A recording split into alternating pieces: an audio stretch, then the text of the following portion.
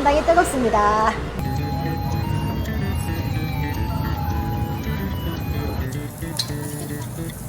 진짜. 네.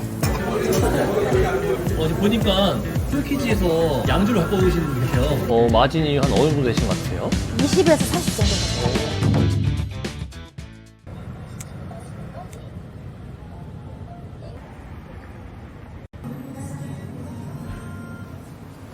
안녕하세요, 점주님. 네, 안녕하세요. 간단하게 자기소개 좀 부탁드릴게요. 저는 지금 목돈치리 용인기영구청점을 운영하고 있는 정은주라고 하고요. 요식업 쪽에 한 지는 1년 6개월 정도 다 돼갑니다. 그럼 혹시 이전에는 무슨 일 네. 하셨었어요? 바로 직전에는 프랜차이즈 베이커리를 한 5년 하다가 저는 베이커리와 고깃집을 같이 하겠다고 고깃집을 차리고 나왔고, 남편은 계속 베이커리를 하셨고, 장사 시작하기 전에는 남편은 S 대기업에 25년 다녔고요. 저는 그 봉사하고 애들 가르치는 거 그쪽으로 좀 일을 하고 있어요.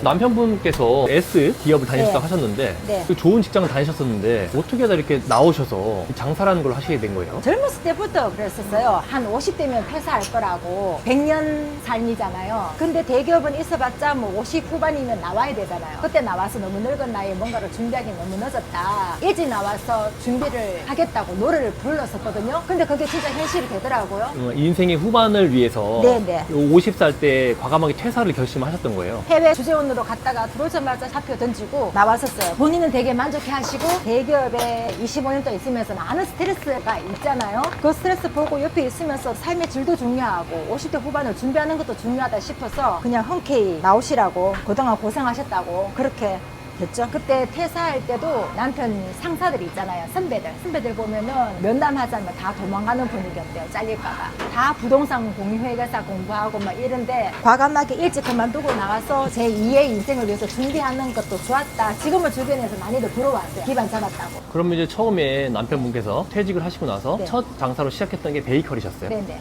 제가 워낙 빵 만드는 걸 좋아했었어요. 애기들 어릴 때도 제가 직접 다 빵이나 쿠키나 다 구워서 먹였었거든요. 근데 상가 투자하러 상가 보러 갔다가 그 주변에 빵집이 없는 거 보고 친정 언니가 빵집을 같은 브랜드를 하고 있었어요. 언니가 옆에서 도와주니까 겁없이 시작을 했었죠. 그때 그럼 기억하시기에 네. 처음에 한 창업 비용이 한 어느 정도 들어가셨던 것 같아요? 그때 사업 들어갔었어요. 권리금, 보증금 포함 사업.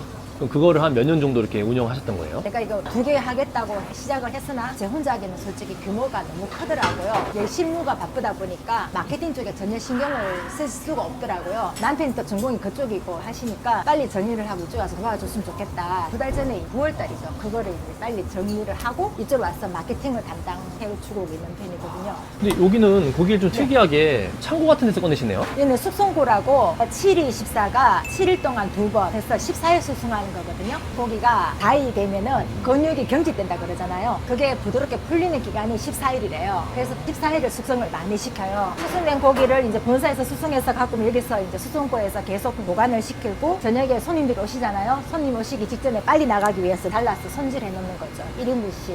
목살, 덧살. 목살 하나, 덧살 하나 하셨고요. 그러니까 껍데기 드시러 오신 것 같아요. 진짜. 네. 고기를 항상 이렇게 직접 구워주시는 거예요? 네. 처음에는 드시는 방법도 방문고기 처음이신 분 잘 모르시고 하기 때문에 어떻게 드시는지 가장 맛있게 드시는 방법, 저희 매장만의 드시는 방법과 메뉴를 알려드리죠. 얘는 목살이고요. 얘는 등심덕살, 일본말로 가버리살이라고 얘기하죠. 보통 목살은 퍽퍽하다고 생각하시잖아요. 저희는 육즙이 살아있어서 되게 부드럽고 맛있어요. 스테이크처럼.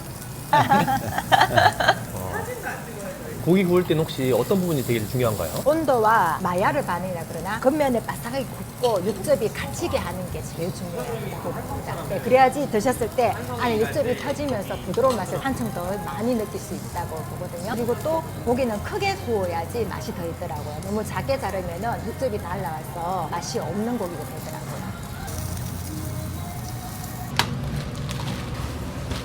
이 고기는 핏물이 많이 나오면은 고기의 잡내가 나게 핏물 제거가 중요하다 그러더라고요.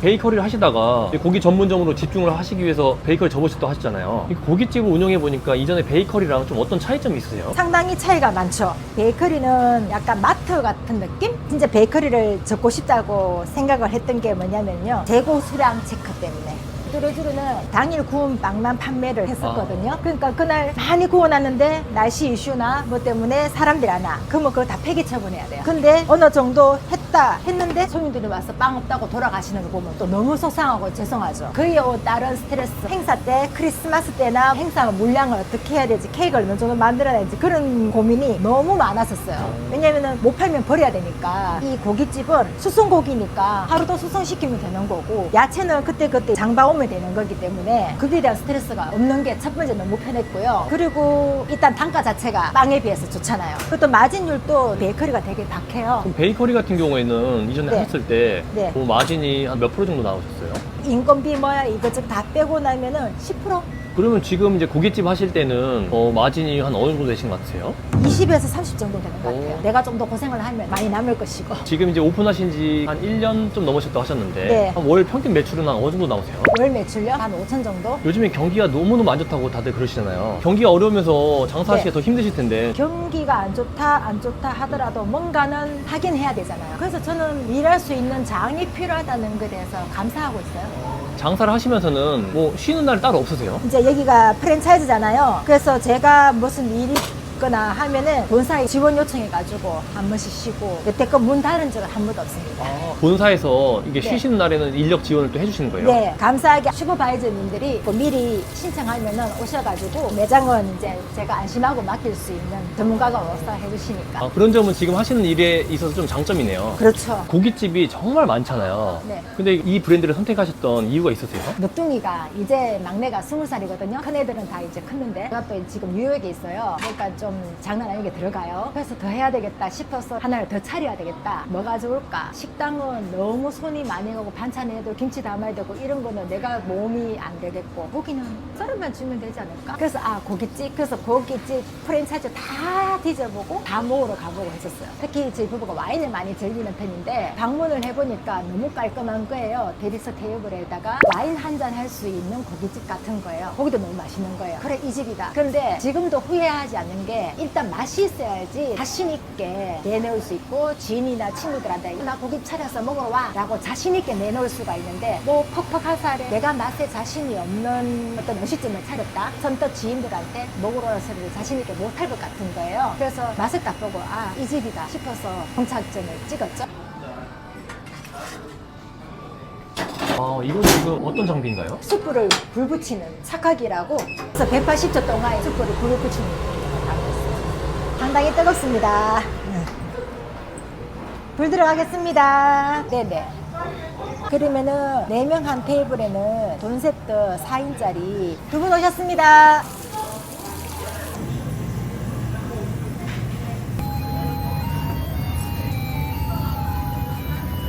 왼쪽에 모시겠습니다. 2분 오셨습니다. 7분 오셨습니다. 그리고 나서 1, 2번 들어가면 돼요. 어서오세요.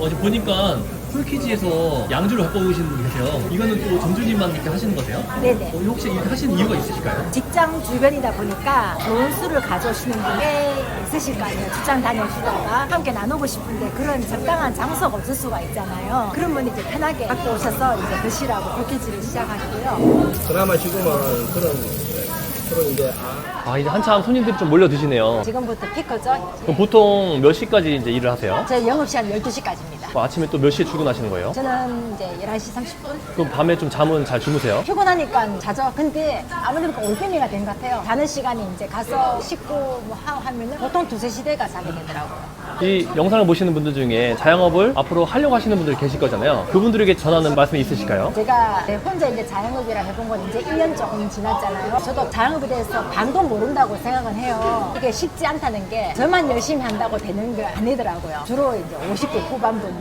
대한민국에서 퇴사하시고 할 게 자영업밖에 없잖아요. 퇴직금 가지고 뭘 하나 차리고 그게 옛날부터 뭐 10년 전부터 쭉 이어진, 근데 요즘 경기가 진짜 너무 힘들대요. 옆에 20년 된 분은 20년 만에 처음이래요. 이런 경기가. 저는 자영업 초보지만 이 힘든 시기를 서로 힘내서 그래도 하는 일이 있다는 것에 대해서 감사함을 느끼면서 최선을 다하면 좋은 일이 있을 거라고 생각합니다. 파이팅!